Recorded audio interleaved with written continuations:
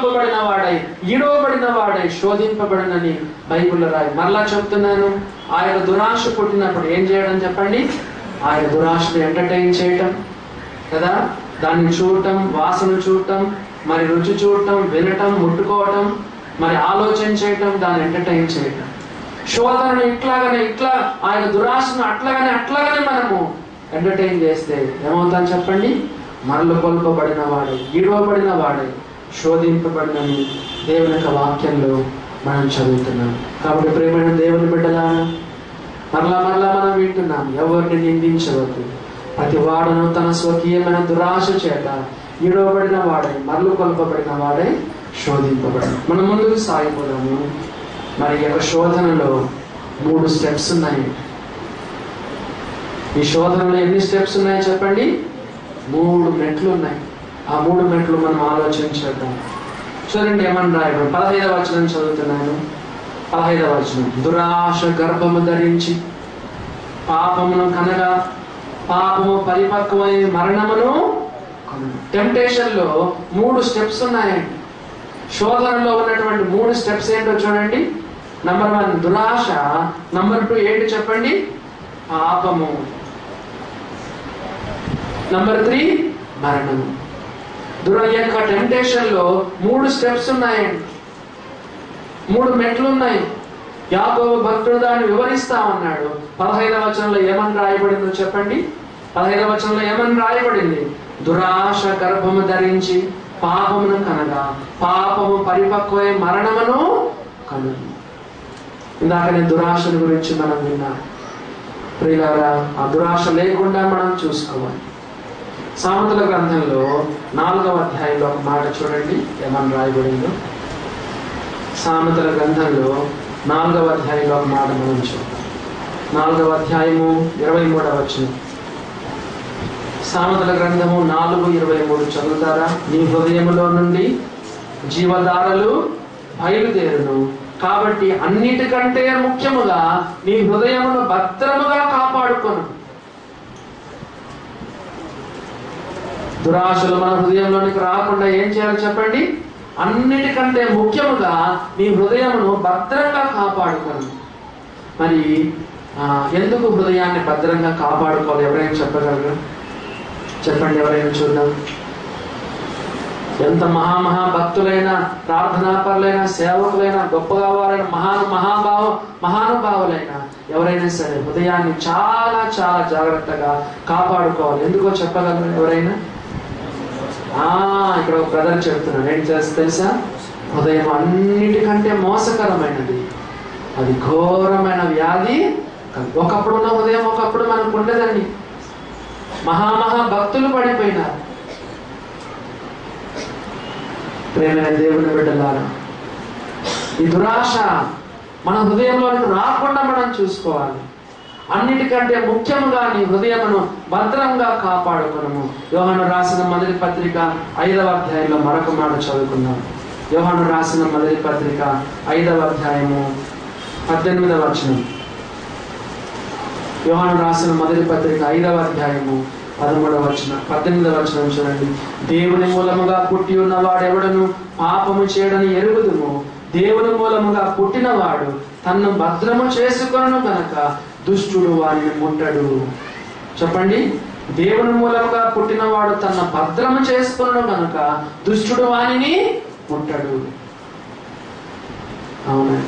అందుకే మనం ఎంతగానో భద్రం చేసుకో. మొత్తానికి టెంప్టేషన్ లో 3 స్టెప్స్ ఉన్నాయని మనం చూసాం. చెప్పండి. నంబర్ 1 దురాశ మన హృదయంలోకి రాకుండా చూసుకోవాలి. కానీ ఈ దురాశను మనము ఎంటర్టైన్ చేస్తే, చూడటం, వినడం, తాకటం, ముట్టడం, వాసన చూడటం, ఇంకా ఇలాంటివి అన్నీ కూడా మనం చేయడం, చదవటం, ఇలాంటి చేయడం ద్వారా ఏమవుతుందో చెప్పండి? నంబర్ 2 నెక్స్ట్ స్టెప్ ఏంటి చెప్పండి? పాపం. దురాశ తర్వాత దురాశను ఎంటర్టైన్ చేస్తే రెండవదిగా మనం పాపము చేస్తాం. ప్రేమైన దేవుని బిడ్డలారా, మరి శోధనలు వస్తాయండి, శోధనలు వస్తాయి. దురాశలు వస్తాయి, కానీ మనం వాటిని ఎంటర్టైన్ చేయకూడదు. ఒక భక్తుడు చెప్పాడు, పక్షులను మన తలపైన నుండి పోకుండా చేయలేమంట, కాకులు పోతుంటాయి, గద్దలు పోతుంటాయి, పావురాలు పోతుంటాయి, ఎన్నెన్నో మన తలపైన ఎన్నో పక్షులు పోతా ఉంటాయి. కానీ వాటిని ఆపగలమా మనము? కానీ ఆ పక్షులు మన తలలో వచ్చి గూళ్ళు పెట్టుకోకుండా చూసుకునే బాధ్యత మంది. కాబట్టి ఏవేవో దురాశలు వస్తూ ఉంటాయి. ఎందుకంటే హృదయం అన్నిటికంటే మోసకరం. వస్తూ ఉంటాయి. మనం పోతుంటే కొన్ని పోస్టర్స్ కనిపిస్తాయి, న్యూస్ పేపర్ చదువుతుంటే మధ్యలో సినిమా బొమ్మలు వస్తాయి, టీవీ చూస్తూ ఉంటే, న్యూస్ చూస్తూ ఉంటే మధ్యలో అడ్వర్టైజ్మెంట్స్ వస్తుంటాయి. లోకంలో మనం బస్సులో, సిటీ బస్సులో ప్రయాణం చేస్తుంటే ఏవో కనిపిస్తూ ఉంటాయి. ప్రేమైన వారులారా, మనం వాటిని ఎంటర్టైన్ చేయకూడదు, పాపం చేయకూడదు, వాటికి చోటు ఇవ్వకూడదు. కాబట్టి నంబర్ 1 ఆ దురాశ, నంబర్ 2 ఏంటి చెప్పండి? పాపం. ప్రేమైన వారులారా, ఆ యొక్క దురాశను ఏ రకంగా కూడా మనం ప్రోత్సహించి పాపములు మాత్రం పడదు. ఒక ఆయన చెప్పాడు, పక్షులు మనం పైన ఎగరకుండా చేయలేం కానీ ఎన్ని పక్షులైనా పోవచ్చు, కానీ అవి మన యొక్క మనసులో, మన తలలో గూళ్ళు పెట్టుకోకుండా చూసుకోవాలి. అలాగనే కొన్నిసార్లు దురాశలు, చెడ్డ తలంపులు, చెడ్డ ఆలోచనలు, కొన్ని శోధనలు మనకు వస్తాయి. కానీ వాటి మన మనసులోకి మాత్రం మనం అనుమతించకూడదు. ఎంటర్టైన్ మాత్రం మనము శోధనలు అందరికీ వస్తాయి. యేసు ప్రభువే శోధనకు గురయ్యాడు. చెప్పండి, శరీరాశ, నేత్రాశ, జీవపుడమం అనే శోధనలు అంటావి. లోక ఆకాశ మహిమంతా చూపించాడంటే అర్థం ఏంటి చెప్పండి? అది ఏమాశ? నేత్రాశ కదా. ఇలాగా యేసు ప్రభు కూడా శోధన వచ్చింది. యేసు ప్రభు శోధన జయించాడు. కాబట్టి ప్రేమైన దేవుని బిడ్డలారా, ఎన్ని ఇలాంటి ప్రేరేపణలు వచ్చినా పాపం మాత్రం మనము చేయకూడదు. మూడవదిగా ఈ శోధనలో ఉన్నటువంటి మూడో స్టెప్ ఏంటి చెప్పండి? నంబర్ 1 దురాశ, నంబర్ 2 పాపము, నంబర్ 3 ఏంటి చెప్పండి? పాపం పరిపక్వమై మరణమును కనును. చాలా మంది దురాశల చేత ఈడవబడి మరలు కొల్పబడిన వారై పాపం చేస్తున్నారు. మరి ఈ పాపం కూడా పరిపక్వమై మరణమును కనును. మరి పాపం చేసిన వెంటనే శిక్ష రాదండి. కొంతమంది ఏం చేస్తారంటే, ఓహో నేను ఈ పాపం చేస్తున్నాను కదా, మరి నాకు ఇంకా శిక్ష రాలేదు అనుకొని కంటిన్యూ అయిపోతూ ఉంటారండి పాపంలో. ఎందుకంటే దేవుడు చాలా దీర్ఘశాంతుడు. ఒకవేళ నువ్వు పాపం చేస్తున్నావేమో, ఇంకా శిక్ష రాలేదు, సంవత్సరమైంది, 2 సంవత్సరాలైంది, 3 సంవత్సరాలైంది, 5 సంవత్సరాలైంది, శిక్ష రాలేదు. దేవుడు ఏంటంటే చాలా దీర్ఘశాంతుడు ఆయన. అవునండి ప్రియులారా, ప్రసంగిత గ్రంథంలో రాశాడు ఏంటంటే, దుష్క్రియకు తగిన శిక్ష శీఘ్రంగా కలగపోవడం చూచి మనుషులు భయము పిడిచి హృదయపూర్వకంగా దుష్క్రియలు చేయుదురు. శిక్ష రాలేదులే అనుకొని కొంతమంది పాపంలో ఇంకా చేసుకుంటూ పోతుంటారు. కానీ బైబిల్ ఏమన్నా తెలుసా? పాపము పరిపక్వమై మరణమును కనును. పాపం పండిపోతుంది. మీరు ఎప్పుడైనా చూడండి, బైబిల్లో కొన్ని ఎగ్జాంపుల్స్ ఉన్నాయి. సొదొమ గొమొర్రాను గూర్చిన మొర్ర గొప్పది అబ్రహామా అన్నాడు. దేవుడు సొదొమ గొమొర్రాల పైన అగ్నివర్షం ఎప్పుడు కుమ్మరించాడు చెప్పండి? ఎప్పుడు కుమ్మరించాడు? సొదొమ గొమొర్రాను గురించిన మొర్ర గొప్పది, వాళ్ళ పాపం పండిపోయింది అబ్రహామా అని చెప్పి అబ్రహాముకు చెప్పి అగ్ని గంధకాలను దేవుడు కురిపించాడు. ఇంకోసారి దేవుడు అబ్రహాముతోనే చెప్పాడు, అబ్రహామా ఇదిగో నీ సంతానాన్ని ఐగుప్తు దేశంలో నుండి కనాను దేశానికి తీసుకెళ్తాను. ఎప్పుడో తెలుసా? అమోరీల అక్రమం ఇంకా సంపూర్ణము కాలేదు. అంటే ఎప్పుడైతే వాళ్ళ పాపం పండుతుందో అప్పుడు ఏమొస్తుంది చెప్పండి? మరణం వస్తుంది. కాబట్టి ప్రియమైన దేవుని బిడ్డలారా, శోధనలు అట్లే ఈ యొక్క శోధనలో 3 స్టెప్స్ ఉన్నాయని విన్నాను. నంబర్ 1 దురాశ, నంబర్ 2 పాపం చేయడం, నంబర్ 3 పాప ఫలితంగా ఏమొస్తుంది చెప్పండి? పాపం పరిపక్వమై మరణమును కనునని దేవుని యొక్క వాక్యంలో మనం చూస్తున్నాం.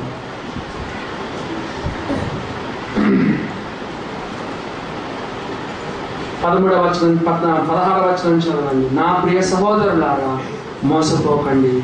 శ్రేష్టమైన ప్రతి ఈవు సంపూర్ణమైన ప్రతి వరమును పరసంబంధమైనదై జ్యోతిర్మయుడగు తండ్రి యొద్ద నుండి వచ్చును. ఆయన ఏ చంచలత్వమైనను గమనాగమన వలన కలుగు ఏ ఛాయను లేదు. ఆయన తాను సృష్టించిన వాటిలో మనం ప్రథమ ఫలముగా ఉండినట్లు సత్యవాక్యం వల్ల మనల్ని తన సంకల్ప ప్రకారము. ఈ వాక్యం నేను ముందే చెప్పాల్సింది కానీ మర్చిపోయాను.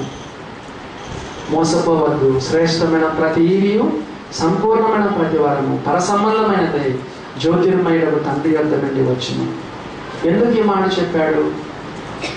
ఎప్పుడైనా దేవుని దగ్గర నుండి వచ్చేది మంచిదే వస్తుంది, కానీ చెడ్డదెప్పుడు శోధన అనేది దేవుని దగ్గర నుండి రాదు. ఎప్పుడైనా దేవుడు శోధిస్తాడా? శోధించడా. కానీ దేవుని దగ్గర నుండి వచ్చేది ఏంటి చెప్పండి? దేవుని దగ్గర నుండి వచ్చేది శోధన శ్రేష్టమైన ప్రతి ఈవియా? శ్రేష్టమైన ప్రతి ఈవి. చూడండి ఏమని రాయబడింది? నా ప్రియ సహోదరులారా మోసపోవద్దు.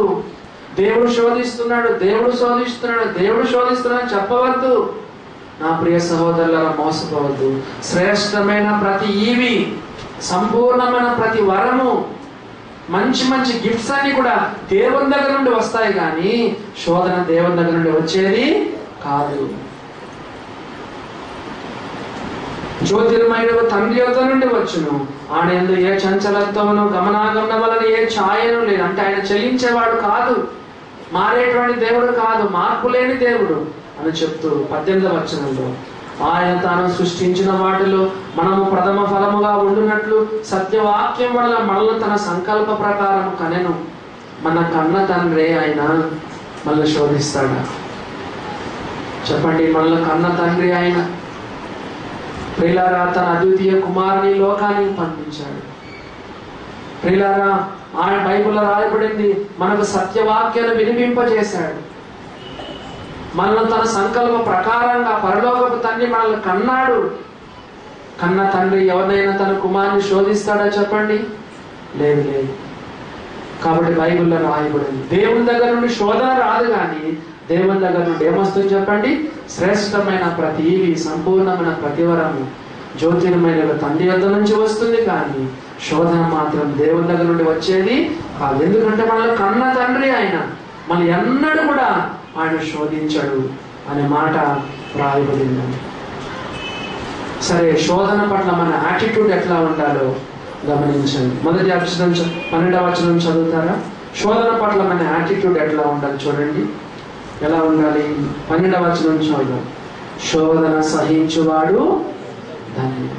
శోధన వచ్చింది, మన యాటిట్యూడ్ ఎట్లా ఉండాలి చెప్పండి. భయంకరమైన శోధన వచ్చింది, దేవుని బిడ్డలంగా మనం ఏం చేయాలి చెప్పండి. ఇక్కడ ఏముంది? సహించాలి. అవును, శోధన వచ్చినప్పుడు వెంటనే పడిపోవడం కాదు. ఏదో ఒక శోధన వచ్చింది, దురాశ వచ్చింది, వెంటనే పాపం చేయడం కాదు. శోధన సహించాలి. ప్రియులారా, ప్రార్థనలో వాక్యంలో నుండి ఆ యొక్క ఓపికను సంపాదించుకోవాలి. బైబిల్లో రాయబడింది శోధన పట్ల మన యాటిట్యూడ్ ఎట్లా ఉండాలంటే, ఎంత సాతాను శోధించినా కూడా మనం ఎట్లా ఉండాలి చెప్పండి? సహించాలి, సహించాలి, సహించాలి. నంబర్ 2, అదే 12వ వచనం చదవండి. శోధన సహించువాడు ధన్యుడు, అతడు శోధనకు నిలిచిన వాడే. నంబర్ 2, శోధనకు ఏం చేయాలి చెప్పండి? నిలబడాలి. ఎంత శోధించుకుంటాడో చూద్దాం సేటన్, ఎంతగానో శోధిస్తాడో చూద్దామని చెప్పి మనం ఏం చేయాలి చెప్పండి? నిలబడాలి. శోధనకు ఎదురు నిలబడాలి. 12వ వచనంలో శోధన పట్ల మన యాటిట్యూడ్ ఎట్లా ఉండాలో రాయబడింది. నంబర్ 1, శోధన మనం శోధనను సహించాలి. నంబర్ 2, శోధనకు నిలబడాలి. ఏమైనా సరే నేను ప్రభు కొరకు ఈ శోధన జయిస్తాను, ప్రభు కొరకు నిలబడతాను, ఒక గట్టి తీర్మానం చేసుకొని గట్టిగా ఈ శోధనకు నిలబడాలి. శోధనకు నిలిచిన వాడే అనే మాట బైబిల్లో మనము చూస్తున్నాము. నంబర్ 3, ఇదే 12వ వచనంలో ఏమో చూడండి. శోధన సహించువాడు ధన్యుడు, అతడు శోధనకు నిలిచిన వాడే. ప్రభువు తను ప్రేమించు వారికి వాగ్దానం చేసిన జీవ కిరీటము.